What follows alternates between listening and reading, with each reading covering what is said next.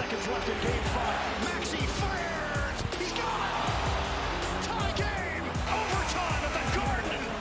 Philadelphia is not done yet. A win puts the Knicks in the second round. Brunson sticks it from the outside. To Embiid. It goes. And the foul. Brunson. Come on. We are tied. It's Oubre the catch. Oubre the adjustment, and he gets the roll. Knicks are down by 2. Brunson forced to give it up, and nobody there. The Sixers stay alive. The Knicks could not shut the door. Ian, great calls on TNT. So much great coverage last night. It was just unbelievable. And Jalen, if you're just waking up, Jalen Brunson had 40. Tyrese Maxey had 46 and 2 of the great shots you'll ever see in your life. Joel Embiid had a migraine. It was insanity last night. This was the opportunity. This was the 5% chance the Sixers had to win this game when they were down 6 with 28 seconds left. They are the first team in the last 25 postseasons to win a game from that situation. And the MVP of our team all week long has been my man, Brian Windhorst, who keeps getting up for us in Los Angeles when we call him in the middle of the night and say, hey, we had a crazy night last night, Windy. Can you race into the studio and come on? So we all thank you for that. Let me go through all the stuff we've been talking about with you this morning, Windy. The very first words, well, I'll let you say it. What was the first thing you said, Andraya Carter, this morning about Tyrese Maxey? In case you missed it, Windy, which you might have because maybe you were asleep, Tyrese Maxey has to be in the conversation for future face of the league. He at least has to be in the conversation. We've seen great performances from him all season long. 50 pieces, putting up big numbers in Joel Embiid's absence, but for him to step up when Joel Embiid's struggling on the road, in the Garden, this performance, if you're not convinced, you should be. He has to be in the conversation. Windy. Yeah, I think he's still building his case there. I mean, the one thing is when Embiid was out during the season, the Sixers basically collapsed.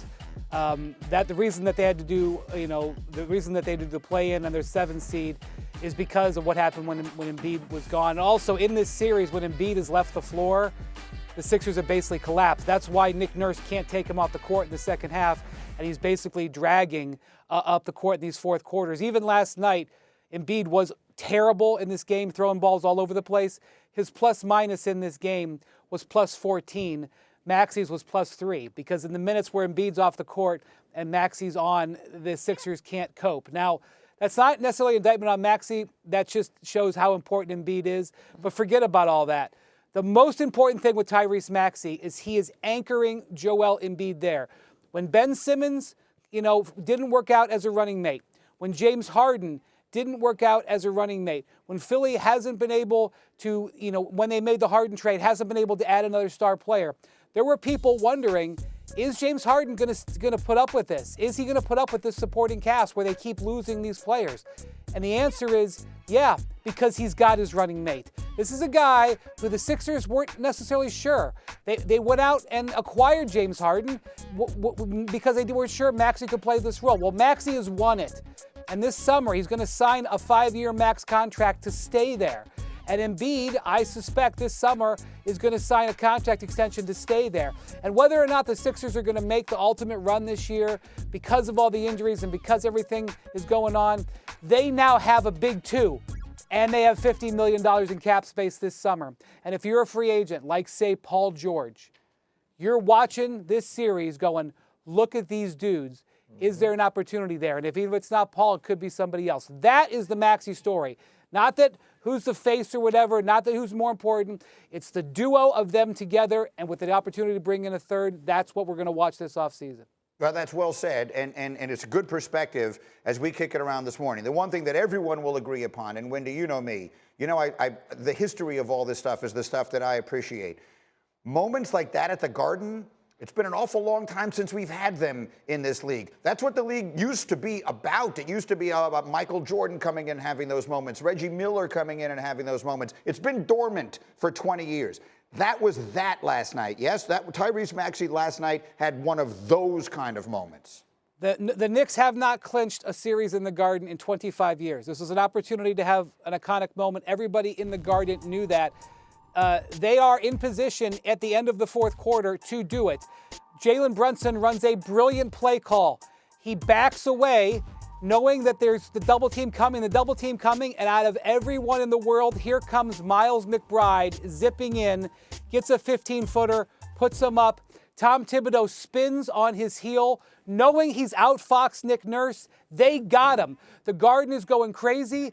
The Sixers call timeout. This is going to be a moment everybody remembers. And then Tyrese Maxey happens. Jon Stewart looks like he's about to pass out. Tracy Morgan is giving him the finger. It's absolutely an amazing moment. And we've had two times in this series, both in the Garden, where we're talking 0.5% chance to come back. Philly botches game 2. New York opens the door and Maxey snatches game 5.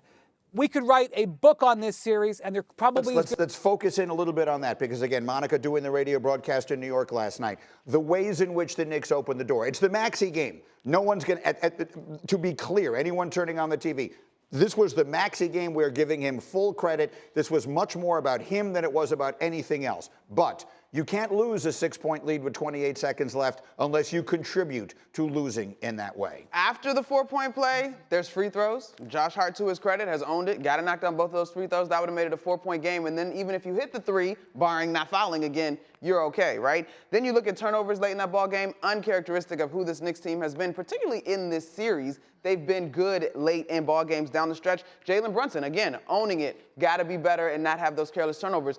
To the credit of the Sixers, having had the missteps late, they were sharp. You cannot argue with it. They were sharp. Tyrese Maxey was confident. They played great in the overtime period. And the reality is, Alan, this will also be, the debate will rage loudly why the Knicks don't foul Maxey before he makes the logo 3 that ties the game in the final 10 seconds. Yeah, and Deuce McBride, who's in that coverage, told us after the game that that was actually part of the plan. There was a discussion about what to do there, whether or not Josh Hart made both or didn't. Right here. And here on this play, he was supposed to foul. That was supposed to be the plan, but that plan apparently wasn't communicated properly to know exactly what to do. Face guarding there and then lets him catch the ball, as Drea said earlier. Probably shouldn't have done that, but right there on the screen was the last chance to get the foul and make him just make 2 free throws and then get the ball back. This play to me kind of signifies and shows a lot of different things that happened late in the game. One, the Knicks, in my opinion, relaxed. They played on their heels and they were indecisive. And what did Tyrese Maxey and the 76ers do? They were the aggressors and they were decisive. You said sharp, but I think indecisive, because talk about Brunson going up and then making the turnover. Yep. That's indecision. Yep. The 76ers were decisive at the end of the game. Even after that ball goes in, and we're seeing, the more times you watch this, the more different things you notice. Yeah. They don't look like they know what they want to do after the shot goes in. Like Brunson takes it. You guys are sitting here during the highlight yelling, timeout, timeout. Mike Breen is saying on the telecast, the Knicks have a timeout, they're not going to use it. If you watch after this shot goes in, none of them really look like they have, they look like they're shell-shocked. And the amazing thing is that, as Monica said, all season long, the Knicks have always been very good in the clutch when it comes to decision-making. And in this series, by the way, we have seen the Sixers go 0 for 11 or 0 for 5 to finish a game while the Knicks made all the plays. This was a flip of the script. Watch after the ball goes in. Look, there's this, no one really kind of looks like they know what they want to do. Nobody's moving. They're looking over at the bench. So, Windy, that's been one of the big topics this morning, and I'm sure wherever you were watching the game last night out there with everybody in L.A., to foul or not to foul, that is the question. What do you think? We just saw this happen in the Pacers-Bucks series. Chris Middleton twice hits 3-pointers to force overtime in Game 3 when the Pacers could have fouled and didn't. Obviously, you do it right here. The screen is too late. Also, Mitchell Robinson has just committed a terrible foul moments before on a 4-point play. So it has to be McBride. But I'm telling you, what I think happened is when Deuce McBride hit that jumper to stretch it out to that lead, the Knicks thought the game was over. Yep. Every fan in the building thought the game was over.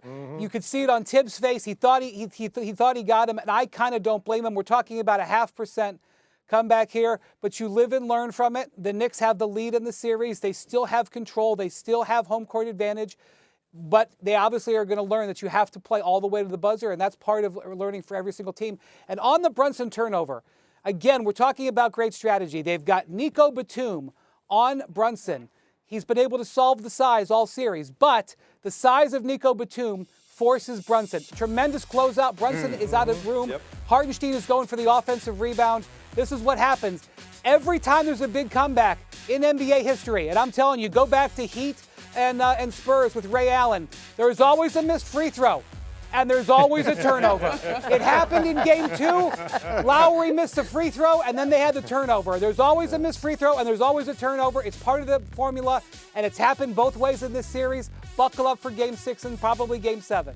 That's why Windy is the best, because he makes it the great point, and a great job by our crew, Stick and Chrissy and everybody who's got the play ready exactly as he's mentioning it. That's exactly right. You see the closeout there, and so, I mean, every turnover is its own story. What are they, in football, they always say every interception is a story. Yep. Oh, there's a story behind every one. There's a story behind every one of these plays, and in the